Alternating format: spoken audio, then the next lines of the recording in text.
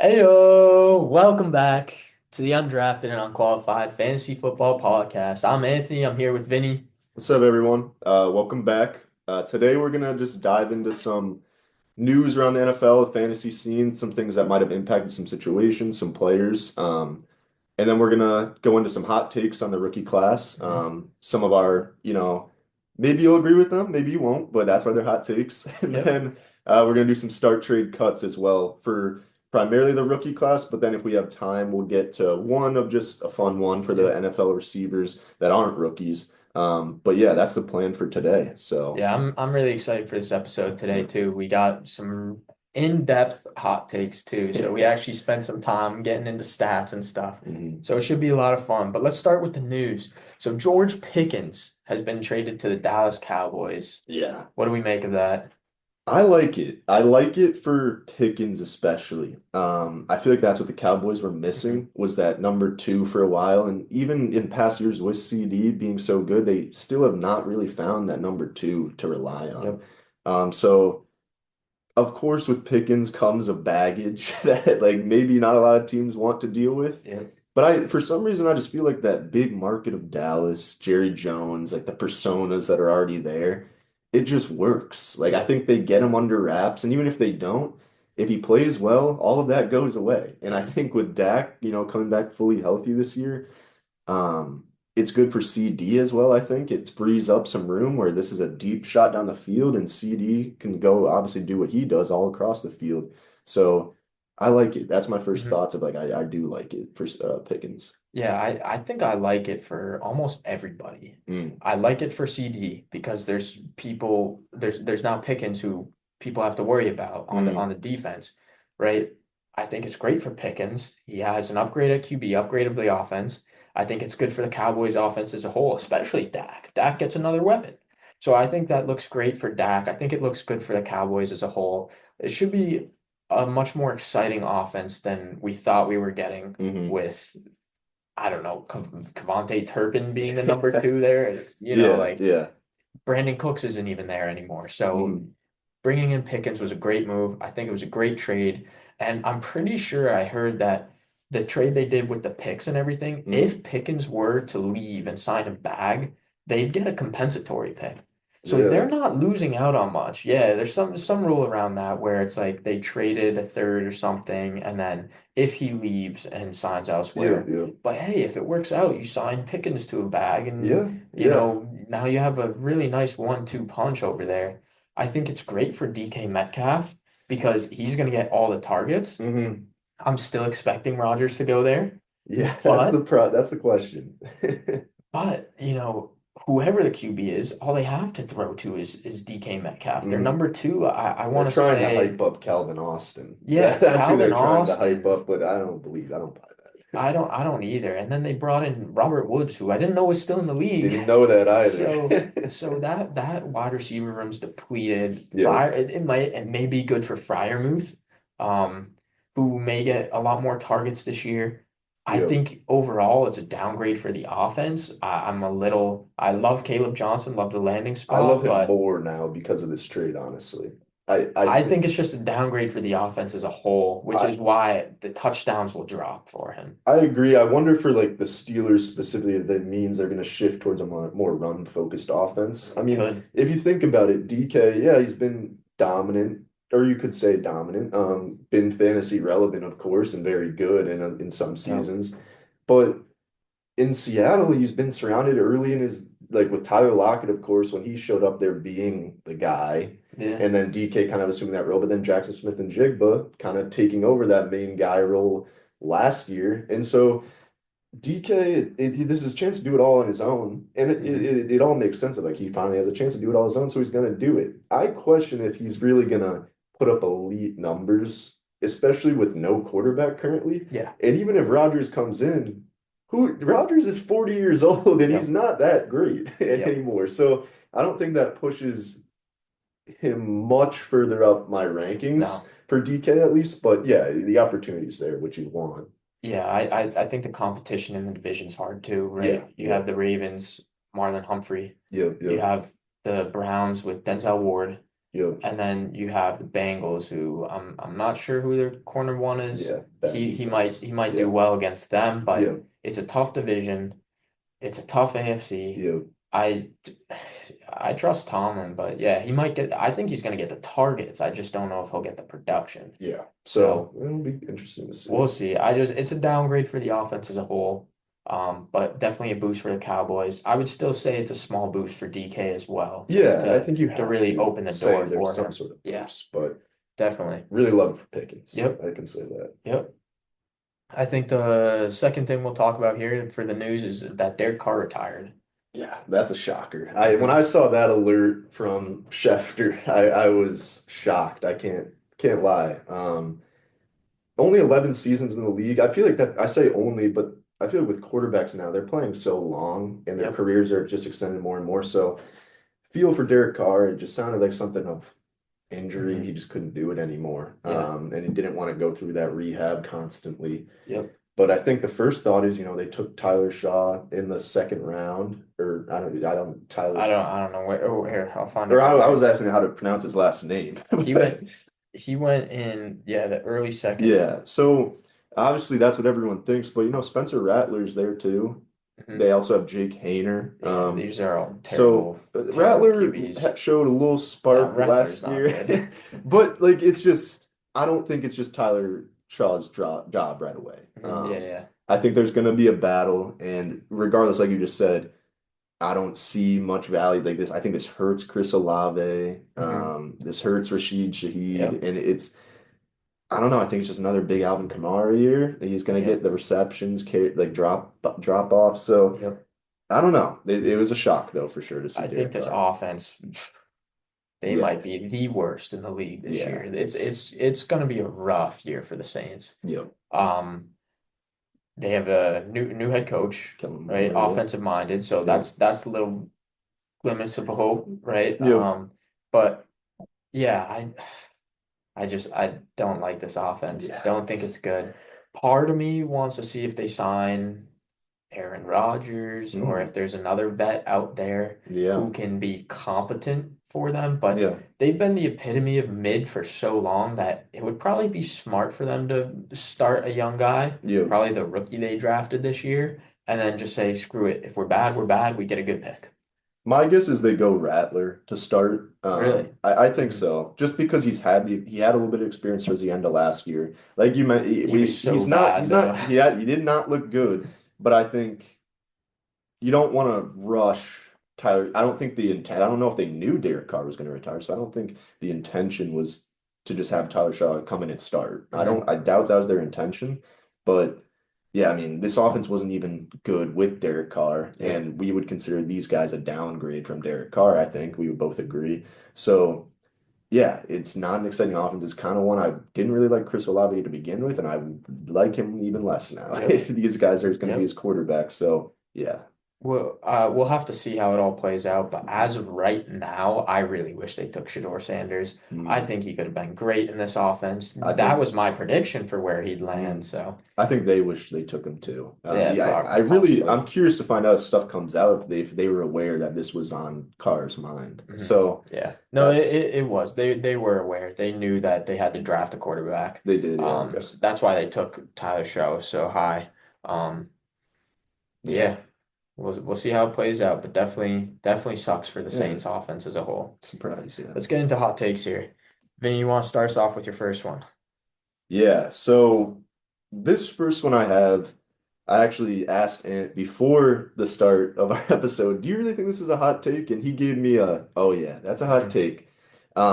So the take is Travis Hunter doesn't finish as a top 24 receiver this year in fantasy.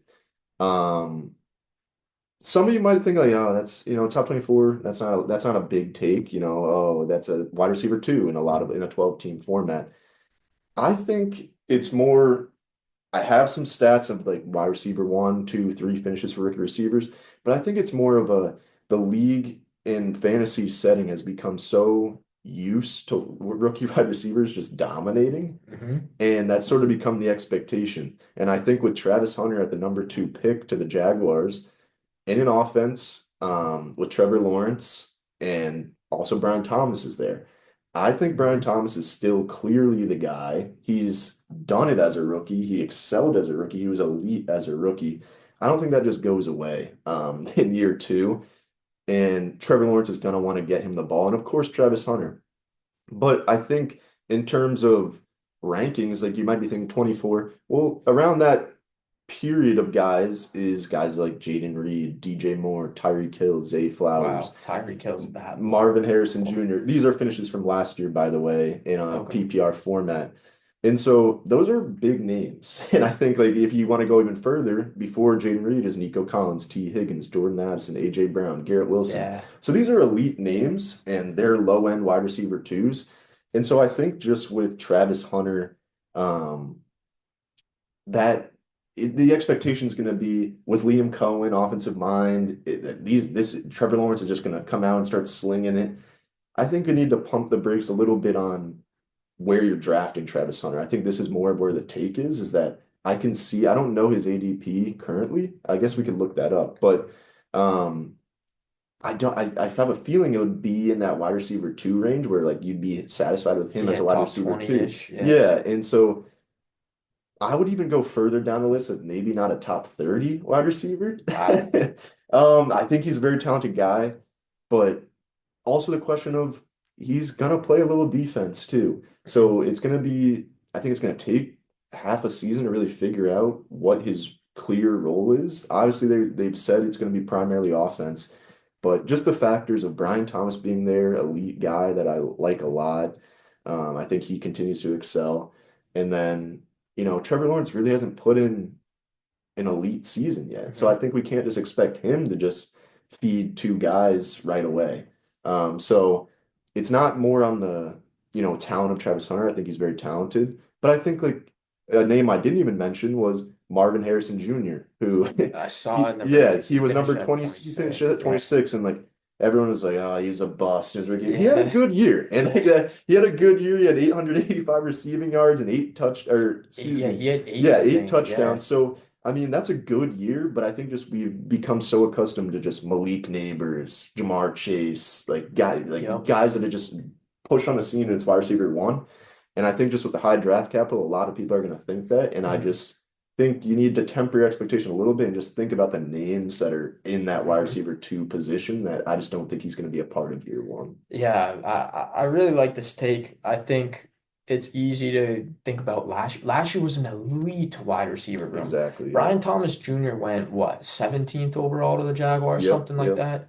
If he was in this draft class, he would have been taken as the first wide Oh receiver. yeah. Yep. But he was overshadowed by Marvin Harrison, Malik Neighbors, and Malik Neighbors, Brian Thomas Jr., and Ladd McConkey All wide all receiver finished ones. as a wide receiver. So, we have high expectations for rookie wide receivers. And I think there is a chance Travis Hunter does work. We saw it with that offense. We now have Liam Cohen in as the head coach there. Hmm. And Brian Thomas, I agree, is still the number one. But, I think there's only the two mouths to feed. So Yeah. maybe Hunter Exactly. Yeah. still gets a lot of work. Find where he is in the current rankings. Oh, for Travis Hunter's ADP. Yeah, Travis Hunter, just Fantasy Pros Yeah. rankings. But yeah, I think I really I like this take. I think it'll be really interesting to see. I see you have here in the doc like three finished as a wide receiver, one last year, one Hmm. finished the year before, one finished in 2021, and then you had some guys finish none finished as a wide receiver too last year. Yep. It's kind So of a shocker. borderline of like So Marvin was just right outside, and mhm, Worthy was just right behind him. So yep. they're close, but um, they don't have an ADP for him yet. Yeah, they will. Maybe not an ADP, but you can find their rankings here. Yeah, but it looks like the highest they had him was 24. Okay. So I mean So that's he's right right around a wide there. He's receiver right two. there. So I don't think maybe it's not a crazy take, but I think just with the kind of theme of how fantasy has gone, what Hmm. people have been like attracted to in terms of wide receiver, and coming off a year like you mentioned where there was three guys who did Yep. it. So and you could argue that like Travis Hunter's a bigger name than a Brian Thomas Jr. Even Malik Neighbors coming out of college, like maybe not an elite as big of a talent as them, but He got taken 2 overall, so he's going to get used, and I just don't Yeah. think it. I mean, just to go back to some past years, like 2023, we had one wide receiver rookie finish as a wide receiver one, two, well, one rookie finish as a wide receiver two, and three finish as a wide receiver three. Mhm. 2022, one as wide receiver one, or no, sorry, zero as a wide receiver one as a wide receiver two, two as wide receiver three. So just like this trend, you see a lot of them finish in the wide receiver three. And wide receiver two or three. And I just think that's where he's kind of is in terms of Mhm. value, not that wide receiver one that maybe some people think he is. I want to ask you one question. You have in that doc, right? There's been at least one wide receiver two or higher in Hmm. the la each of the last 4 years. So if it's not Travis Hunter, who do you think it's going to be? I like Ted Okay. McMillan to be that person, and I think he would be my wide receiver one in the class for Okay. rookies. Hmm. I don't think that's much of a hot take. I think that's a lot of people just because of the situation landing spot. But yeah, and I think we're gonna see guys sneak in there too, like Matthew Golden if he goes crazy. I know we're not as high on him, but Yep. you never know. Like guys, you see that it's possible that they do stay fantasy relevant, but I just think draft capital, all things considered, name value he won't return if you reach on him because of that, because of those aspects of his game. So, Hmm. yeah. I like it. My first hot take here is that RJ Harvey finishes as a top 12 running back in Mm, year one, a running back one in his first year in well, the league. And here's why. The Broncos' offensive line was ranked number one last year. yep. They had the best pass block win rate and run block win rate. Both tackles ranked in the top seven at their respective position. Good old line. The guards and center all ranked top five in pass block win rate, and their left guard, Ben Powers, ranked number one in run block win rate for all interior offensive linemen. So their offensive line is going to give them work. We saw Bo Nix do incredible things last year. And I think Bo Nix, he had the time. He had the line in front of him to do the work he needed to do. Hmm. Then you have um the running backs there. They were just not good. Javonte Williams, I was shocked that Dallas chose him over Rico Dowdle. I just you could have paid him pretty much the same money. They're on a very similar contract right now. And Dallas is like, no, Javonte Williams is the guy. Hmm. He's clearly not the guy. He's in a good offense last year and couldn't produce. Audric Hmm. Estime couldn't produce. Yep. Jaleel McLaughlin, he's a pass catching running back. He's not a runner. And this backfield is wide open. RJ Harvey comes in. He's 24 years old and he's NFL ready. Yep. He it's an empty backfield, like I said. In UCF last year, he averaged 6.8 yards a carry. For reference, Ashton Genty averaged 7 yards a carry, zero point 0.2 more yards a carry. And Ashton Genty's this unreal player. Yep. Elite Then to prospect. also compare with that, RJ had 22 touchdowns on 232 carries. Genty had 29 touchdowns, but on 374. The Yep. kid scores. RJ Harvey, he is a guy. Sean Payton took his guy. There were other guys on the board where he was being drafted. Hmm. And I was looking at some of his highlights. His juke was unreal. Like it's so fun to watch. He's Yeah. explosive, Yep. so Yep. he's gonna get utilized. He was taken above Caleb Johnson, Cam Scatterbo, Dylan Sampson, Bashal Tutin, and Jaden Blue. Like there were guys still on the board, and the Hmm. Broncos said, "No, I want this guy who's 24 years old already, RJ Harvey. 24 is typically the age for breakout too. I'm expecting a big year for Harvey. The more I looked into it, and I'm gonna be fully on the board with him, drafting him wherever I can because I think all the pieces are there for him to succeed right away, and he's gonna finish as a top 12 running back this year." I do like this take. I think, everyone every year when the rookie running backs come into the league, everyone's like, that's the theme. Like we're talking about, I was just talking about rookie Hmm. wide receivers. A bigger theme is there's always a rookie running back who pushes their way into that RB1 Hmm. territory or borderline. And so I like the stats you brought up. And I also think like you brought up age, and I think people are going to use that against him. But Yep. I agree with you where I think that he's 24. They used high draft capital on him. Some considered him a reach. they're not going to mess Hmm. around. He's going to get No. opportunity right away, and they're not going to waste that age of like, oh, they'll try him out here. Maybe the first few weeks they'll like estimate will steal a couple touchdowns Yeah. or something that's going to happen.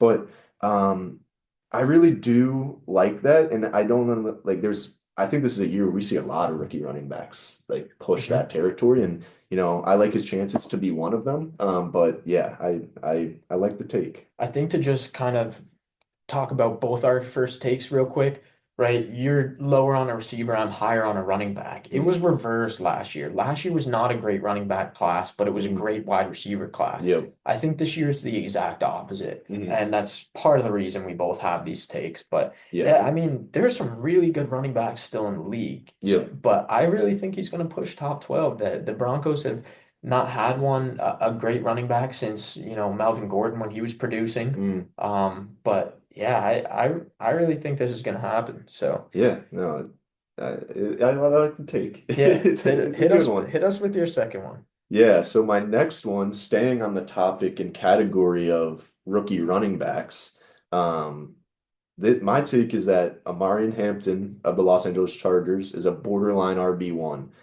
So Hmm. borderline meaning low end RB1 of like 11, 12, or maybe 13, 14, 15. Kind of Okay. high end RB2. So so Um, 15 the lowest. Yeah, All right, exactly. yeah, So I think, there's a lot of things that you make this a hot take. I think the first one is that Najee Harris is there. But you just mentioned about Harvey. There's not much in the way of him yeah. getting carries immediately.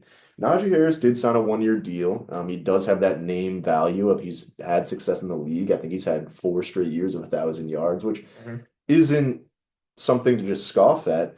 But I think like I picked up on this, and I think it's not a hard thing to pick up. It is Najee Harris is not an efficient runner, and I think a lot of his stats, where you like the 4,000 yard seasons, he's just a carry merchant. He gets Yeah, all these carries. He yeah, had 263 last year with the Steelers, and that's seventh in the league, and barely eclipsed 1,000 yards. yeah. So like that's not what you want to see. I think, he fits the Chargers scheme of like he's a capable pass catcher. But he doesn't have that same like juice that Hampton Hmm. brings. It's young legs. The Chargers took him in the first round capital, which you love to see for rookie running backs. Um, and Hampton, I think, is the clear third down back right at the start of the year. He's a capable pass catcher, more capable than Najee, in my opinion. And so that PPR value he's going to get alone, that's what you like. That's what pushes running backs up the rankings and up to that RB1 territory, your ability to catch the ball. Hmm. I think, speaking of last year in terms of the Chargers, J.K. Dobbins finished as a low end RB2.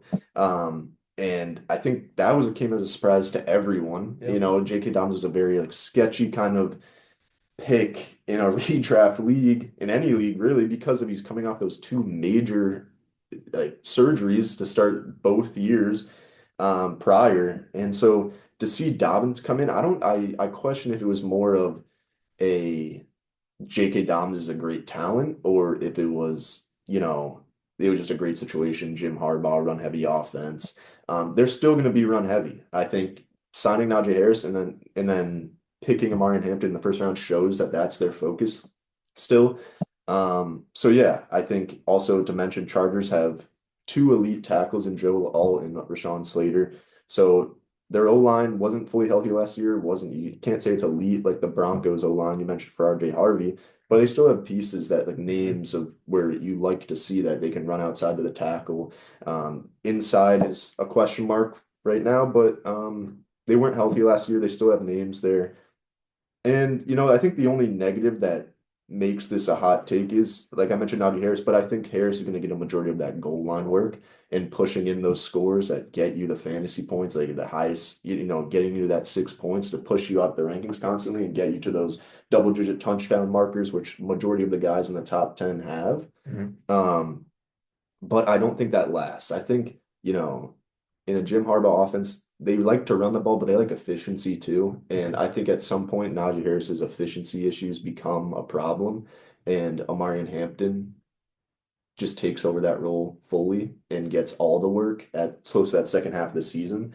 And I think that's enough for him to push that, kind of narrative of being that borderline RB1. Yeah. So Yeah, I really love Amari in Hampton. I think he's going to be a value in drafts. I think people are going to be scared of that he's not the day one running back, and you could get him as an RB3 on your Hmm. team.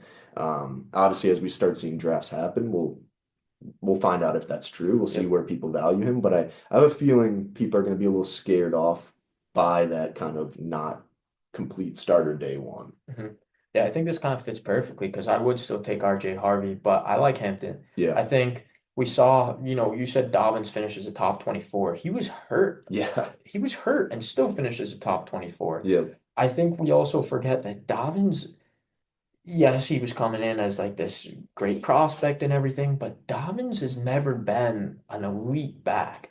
And No. he looked elite in some games last year. I think when you put in two better running backs, this is just an upgrade of what we saw with Dobbins and Gus Mhm. Edwards last year. And I do think Dobbins being the guy taking over the work, they ride the hot hand. Yep, And Gus is inefficient. It reminds me of Najee Harris. So yep, I think they are going to ride Hampton, and I think Hampton is going to get a lot of work. I think he's going to be like thrown into that offense right away in some capacity, and yeah, eventually take over and do all the work there. So I like this take. I think Hampton could be really good. I think that offense is elite.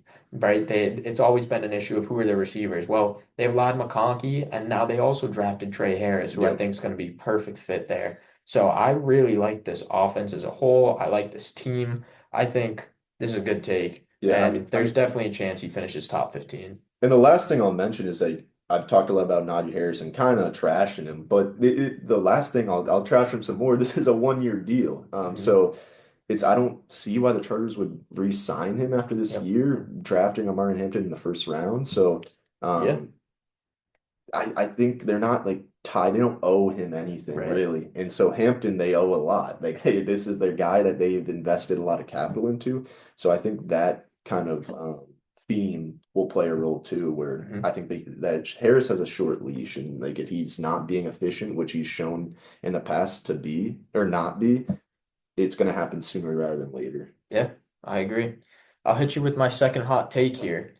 Jackson Dart will be the Giants' starting quarterback by week 10. Mm. Not just the end of the season, week 10. And everybody's going to sit here, oh, Anthony, well, this is a Jordan Love situation. He's going to sit behind the guys for a couple of years. Yeah, Well, here's why I think Dart is going to start. First of all, the Giants have the number one hardest schedule this season, which means they're going to lose a lot. They're also not a good team. They're not expected no, to be this drastically improved team, anyways. Add on top of now you have the hardest schedule. I'm expecting a lot of losses. You could start 2-8 in the first 10, and I wouldn't be surprised at all. yeah. 1-9 even. Hell, even 0-10. Like I wouldn't be that surprised. Like they have a brutal schedule this year. So they're gonna lose a lot. Mhm. Russell Wilson is only on a 1 year deal. So while I still expect him to start the year for the Giants, like Dayball has come out and said that, I think that being on a 1 year deal similar to Najee Harris, they don't owe him anything, Yeah, right? Be the veteran presence, be the guy who can start the team off, but when they're gonna lose games, whether Russ is at QB or not, like I think that's when they say, all right, well, we don't owe him much after this. He's still the veteran presence in the locker room. Now we can transition to the new guy. Jameis Winston. Jameis Winston signed a 2 year, $8 million deal, yeah. which to me sounds like backup money. Oh You yeah. know who also signed the exact same deal? Joshua Dobbs with the Patriots.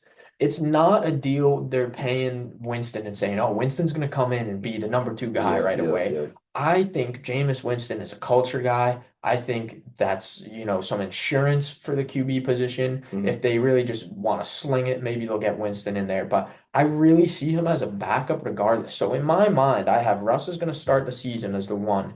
Dart is the next guy up, and Winston's the backup for either one of those two. So that's how I'm viewing this with that deal. Dart is also very young. He's 21 years old. So he has a lot of potential. This isn't a situation where he's like, 24, 25. I think Tyler Shough is like Oh yeah. 25, He 26 years old. yep, he Like he's is. Yeah. old. Like, Yep. so you have this guy who's young. He has a lot of time to develop, which is okay. Yeah, maybe he sits the year out, but no, like I think they're gonna give him just a little time to sit behind Russ, Hmm. and that's it.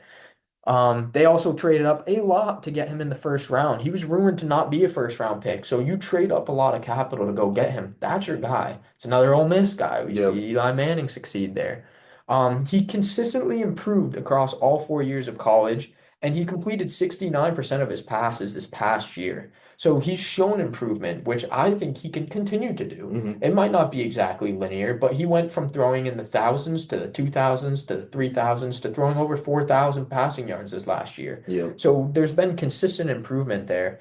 And lastly, Dayball is on the hot seat. And fans are going to want the young guy to come in. Yep. They're not going to want to sit through a bad year where it's Russell Wilson and the epitome of mid throwing to Malik Neighbors. No, why not get a show out there? Get Yeah. Yeah. Jackson Dart in the game, start that connection with Dart to Neighbors. That's going to bring fans in. That's going to be a great move by Dayball. They're not going to be a good team this year. So Hmm. if they try to be, it's not going to end well for Dayball. I think if they end up getting the new guy out there and there's some success there or some promise between Dart to Neighbors, I think that's going to be huge, and I think he's going to keep his job. So there's a lot of reasons here.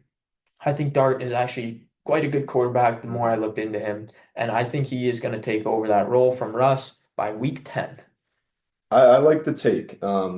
And I think the big things to me that when you were talking that stood out were that kind of idea that Dable's on the hot seat, but also Hmm. Joe Shane, the GM, is on the hot Yeah, seat, and yeah, he's the one who made the move to trade all this capital to trade up. And he was on the, you could argue he was on the hot seat before this draft. yep, And so a lot of people like to make the argument of like, the waiting like Jordan Love works. Well, in Jordan Love's case, he had Aaron Rodgers winning two MVPs while he was sitting on the bench. So they don't have that prime Aaron Rodgers or late prime Aaron yeah. Rodgers It's on the also Aaron roster right now. Rodgers. Exactly. So I don't think the Packers had a reason to wait around. The Giants don't really. Russell Hmm. Wilson showed last year that he's not the same guy, not even close. Yep, Jameis, we all know what he is. The only thing I would disagree on is that I do think the depth chart does go Russ, Jameis, Dart, hmm. and so I think like a lot of teams rely on that depth chart. They rarely jump the number two to go to the number three. But I understand what you're saying, where it's just like if Russ isn't working, we know what Jameis brings, so it'll be interesting if, say, an injury happens or Russ is just playing terrible, how they manage that. But I think it's definitely a possibility. And then, like you mentioned at the end, Dable and Shane being on the hot seat, they're gonna want to get their guy out there to possibly save their jobs. Hmm. Jackson Dart comes in those last like 8 weeks that you mentioned. If he comes in by week 10, like by week 10, they're gonna if he lights it up, he saves Dable and Shane's Yep, job. And so I think that plays a big role too, where they might just want to get him on the field to just so they can have a job next yep, year. yep. So or not. So yeah, I like the take. Jackson Dart, the savior. Yeah. Hit us with your third. Yeah. So my third take again is another rookie running back for me. I think I Hmm. mentioned earlier that I really like this rookie running back class to push the RB1 territory. And I'm going to start with the name Ashton Genty. It's a popular name. It's a popular name in fantasy already. Borderline first round, second round pick. But my take is that he becomes the first rookie running back to surpass 1,200 yards, rushing yards, since Saquon Barkley did it in 2018. Um, that sound like at first when I was thinking about that, I was like, huh, that doesn't sound like very hard to do. But when you look back at the past 5 years of the highest rushing yard total for a rookie running back, Bijan, legendary prospect. We Yeah, skipped last year because there's nothing going on with rookie no. running backs besides Bucky Irving, who had a great year. But Bijan didn't even eclipse 1,000 yards, 976 rushing yards. Ken Walker the year before, 1,050 yards. Najee the year before that, 1,200 yards. So that's why I use the word eclipse. He's going to have more than Hmm. 1,200. And even that year, Najee had 300 something carries. Yeah, And so, I mean, when you get that type of volume, again, you average less than 4 yards. That's besides the point. But Jonathan Taylor, 1,169 yards. And then Saquon, the year that in 2018 had 1,300 yards. So, Genty, I think, obviously the draft capital yep. Raiders took him in the top 10 for a running back. That usually is a good sign that they're Hmm. going to use him. I think also, like, the Raiders didn't have a good year last year, but I looked into kind of their PFF grades on their O-line. As a whole, they were bottom 20 in the league in Hmm. terms of their offensive line grade. But it was interesting that I found individually a lot of the guys Colton Miller, for example, Ben Powers, like they just signed Alex Kappa, a veteran guard. They performed well individually. Colton Miller was a Mhm. top 14 tackle in the league. A lot of these guys were in the top 20 at their position. So it was just an interesting kind of like how that worked out. I think they had a lot of injuries in terms of being able to stay healthy as a line together throughout the whole year. So I think that's where you see that PFF grade and overall ranking kind of drop. But they still have some talent there. It's not like there's nobody. And so I think the O line shouldn't be as much of a problem. And also, even if it is, we've seen Genty be able to create. He can Mhm. kind of create his own thing. And I think he's that kind of Saquon level talent where he can go out and do things on his own without the help of an amazing O line. But volume also is gonna, I think, gonna get him Yeah. there. Yep. He's gonna get the carries. There's really no competition at all in that backfield. I think he's also gonna be able to stay on the field for all three downs. And obviously, I'm saying rushing yards specifically, but as the more opportunity he gets to be on the field, the more chance he gets to achieve this accolade that hasn't been done in 5 years. Um, and also just the Raiders as a whole, Pete Carroll coming in, I think that hire kind of shows they mean business. Like you don't hire Pete Carroll. He's very much older. He wouldn't be hired to be a part of a rebuild. I think they trade for Geno Smith. Um, they obviously have Brock Bowers, Jack Besh, who we've talked about in the past, and then Jacoby Myers. So their offense is there. Mhm. They're not this rebuilding offense where they're going to push the ball. They're going to try and push the ball, and I think they will push the ball. I'm not saying they're going to be an elite team, but I just think that offense being functional around Genty is going to help him a lot, where they're going to have the ball a lot on offense. They're going to have opportunities to score, and he's going to be a big part of that. So yeah, I think, you know, maybe on the sound of the take, it doesn't sound that crazy, but no one's done it since Yeah. Saquon in five, and that's 5 years, 7 years. excuse me, Yeah. yeah, 6, 7 years now. So that's a long time. And I Mhm. think when you think about it in perspective, like Bijan was this elite prospect taken so He was also taken at 8. taken Yeah. top 10 in the draft as well. And you'd think like, oh, he did that. No, he didn't. And No. so it's a He hard didn't thing to even hit a do. thousand. It's a hard thing to do. And I think just the profile of Genty and just this offensive building around him right away and getting pieces to compete is going to help his chances at achieving 1,200 yards in his rookie season. Mhm. Yeah, I like this take a lot. I think Genty's going to have the volume. But the other thing I want to mention too, you mentioned Pete Carroll. They're not going to rebuild with Pete Carroll. But Pete Carroll also likes to run the ball. Hmm. Pete Carroll is known to run the ball because you know who he had at running back was Oh yeah, Marshawn yeah, Lynch. So I think they're gonna make sure that Genty gets the ball and he's gonna get the carries and yeah. excel. And I think this is a great take. I think it's gonna happen. And with that being said, he'll probably finish as an RB1 this Oh, year. So absolutely. And I think he'll push he's to the being top. drafted at like RB5-ish right now. So Yeah, and I think that's where he should be. I yeah, want Ashton yeah, Jeanty shares in my fantasy leagues. me too. And it's a guy kind of like be willing to reach for.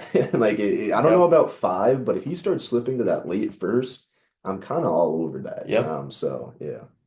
Yeah, I'm gonna hit you with my third. So we still have a few minutes we can buzz through some start trade cuts. Yeah. My third hot take is that no rookie tight end finishes inside the top 10 at the position. And why is this a hot take? Well, we had Brock Bowers finish at tight end one last year and Sam Laporta finish at tight end one the year before. It's like, oh, well, we're going to have the tight end one every year. Yeah. No, I'm saying we're not even going to have one of them finish top 10, let alone one overall. Yeah. And I'm going to break down each one and I'm going to tell you why that's not going to happen this year. So, first, I want to start off with that there's a lot of top end talent, such as Bowers, Trey McBride, and George Kittle gets sticky from there. I understand that older guys, Mark Andrews, Travis Kelce, Hmm. but Sam Laporta is still there and stuff. But I want to break it down. So starting with Colson Loveland, talking about Cole Kmet being the tight end there last year. Kmet only received 55 targets, and he's a great pass catching tight end. He caught 85% of those passes, but on 55 targets, he finished at tight end 19 on the year. Took 90 targets the year before to finish at tight end 8, but that was without Caleb Williams. So there's a 35 target difference from Justin Fields to Caleb Williams Mm. in this offense. And as many passes as Cole Kmet caught. He finished at tight end 19. And Kmet is still there, and the team also drafted Luther Burden, and it's just a crowded receiving room in the first place. We have Yep. DJ Moore, you have the rising Roma Dunze too, and Burden. Then there's Kmet. And you're telling me Loveland, I know they spent the capital. I know that's the guy teams wanted, but you're telling me that he's going to get enough volume to finish it. I don't really see him getting more than 55 targets. If Caleb Williams wasn't getting the ball to Cole Kmet more than 55 times and he caught 47 of them, Yeah. I just don't see a path where Loveland is going to finish there. Mm. And honestly, I think this, like reading into this more, has really drawn me off Loveland because Loveland is the number one tight end who's being drafted out of all the rookie tight ends. Yep. And I see no path for him to finish there. I think he's going to be a bust. And in terms of where he's drafted, Yeah. and Colson Loveland, I just don't see it. He will not finish as top 10. Moving on to the second guy, Indianapolis, Tyler Warren. Indy hasn't had a top 24 tight end Jesus. since 2019. It's been 6 years. Man. And that was when Jack Doyle finished at tight end 15, not 10, 15. Wow. So Warren is by far and away the best talent they've had since Doyle. And in my opinion, he does have the best chance to finish top 10 out of Mhm. this rookie class. I think the talent is there. If they decide, okay, this is a focal point of the offense, he'll get the ability, and I think he could be the guy to break that top 10. But it's a sticky QB situation. I looked back into the like percentage of passes to tight ends last year with the Colts. So yes, this does include Flacco along with Anthony Richardson. Flacco's no longer there, but in terms of like what this is looking like for them, they only threw 15% of passes to tight ends last year, which is a really low mark. Even worse, if Daniel Jones wins the job, who I think might, he threw 11% of passes to tight ends last year when he was in New York from week 1 to 10. 11% is extremely low. And then we talk about a crowded room with the Bears. This room is quietly crowded It too. is. There's Michael Pittman, there's Josh Downs, there's Alec Pierce, there's also Adonai Mitchell who's going into year two, which, Mm. as a rookie, that's the year you take the step. Give him a shot. Yeah. So I think, like I said, I think if anybody has a chance, it's Tyler Warren. But I just it's hard for me to see that because the QB situation is so bad and they don't utilize the tight Mhm. ends. Yep. Moving on to Mason Taylor of the Jets. So I want to start off by saying Tyler Conklin, in his last 3 years with the Jets, finished as a tight end 16, 17, and 18. Oh. 3 years ago, he finished at tight end 16, and it took him 87 targets to get to that mark. 87 targets to finish at tight end 16. Yeah.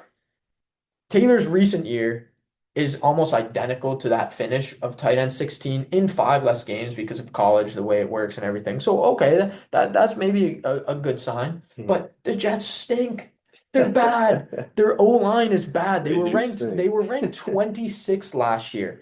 And this is why I think this is going to knock Mason Taylor down. Their offensive line, who ranked 26, their pass block win rate was ranked 23rd when asked to block for longer than Rodgers' average was to release the ball. Mhm. Rodgers' average was 2.69 seconds to throw, which was sixth fastest in the league. So when asked to block for longer than that, they were ranked 23rd.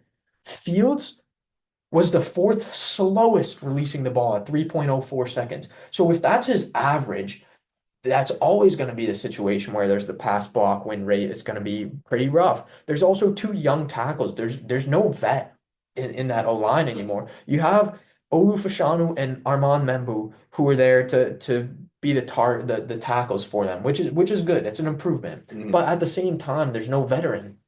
So we have to see what they'll do. And then Fields, he might target his tight ends a little bit, but get this.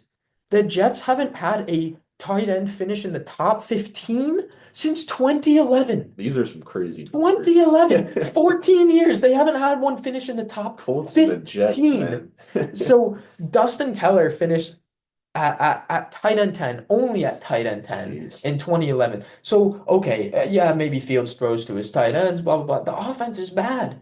And yeah, maybe he'll get the starting nod and everything, but that offense is bad. The time to release the ball is slow. I think that offensive line, if they don't win those pass blocking win rate, it's going to be a lot of scrambling for Justin Fields. I don't see the offense being good. I Mhm. don't see it happening for No. Mason Taylor here.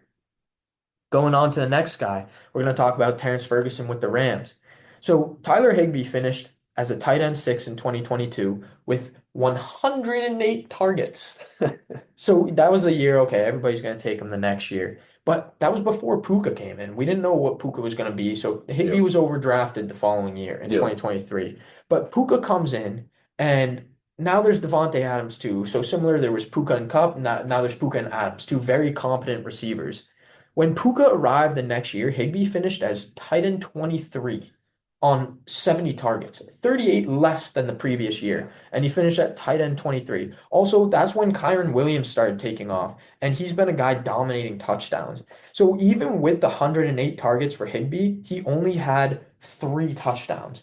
So one, I don't think Ferguson's going to get that volume because we haven't seen it since there was only Cooper Kupp on the offense there to catch passes. Hmm. And now that there's two there, it's just not going to happen. No. Then they also don't give tight ends touchdowns there on that team, Hmm. right? He only had three. I don't see it happening for Ferguson. And the last guy I'm going to get into in depth is Elijah Arroyo with the Seahawks. So Sam Darnold threw to tight ends 22% of the time last year. Oh, that's great. That's a lot more than the 15 and 11% for the Colts QBs. 22 is great, but in the playoffs, when he was under pressure, he threw five targets to Hawkinson, which was quite a bit below his 6.2 average. That's 1.2 targets less.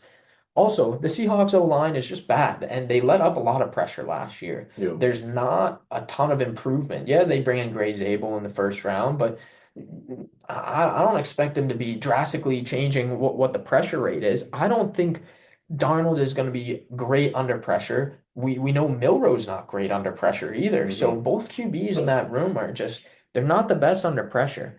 And Arroyo's going to split a little bit of time with Noah Fant. They're transitioning into a run first offense. We know this.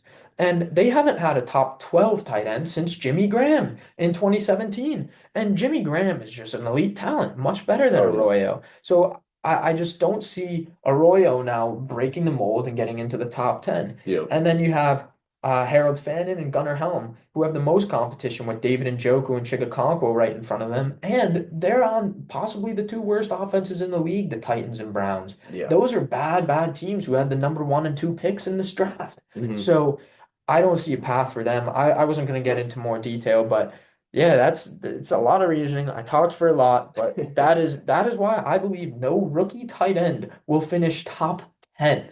No, yeah, those some of those stats you were throwing out were shocking. I mean, Right. just to see how, I mean, I think we all know in the fantasy community of just like how bad the tight end position can be once you get Hmm. past those top six guys, even less that you mentioned. But yeah, that was pretty shocking to see how bad some teams have been. I think it follows the logic of kind of my take on Travis Hunter, where in the past, like I was talking about rookie wide receivers, but in this case, rookie tight ends have really kind of Hmm. gone against the mold of taking a year, a couple of years to get going, and from a fantasy perspective because of Sam Laporta Yep. and Brock Bowers. And yeah, we mentioned in past episodes that stuff isn't normal. And, Hmm. and in their case, Laporta, great offense that he just kind of was adopted into. Yep. Bowers, so many targets available, and he's just a freak of nature too, where Yep. he got the capital as well, very high first round pick. And so yeah, no, I really do agree a lot with all of your reasoning almost of that.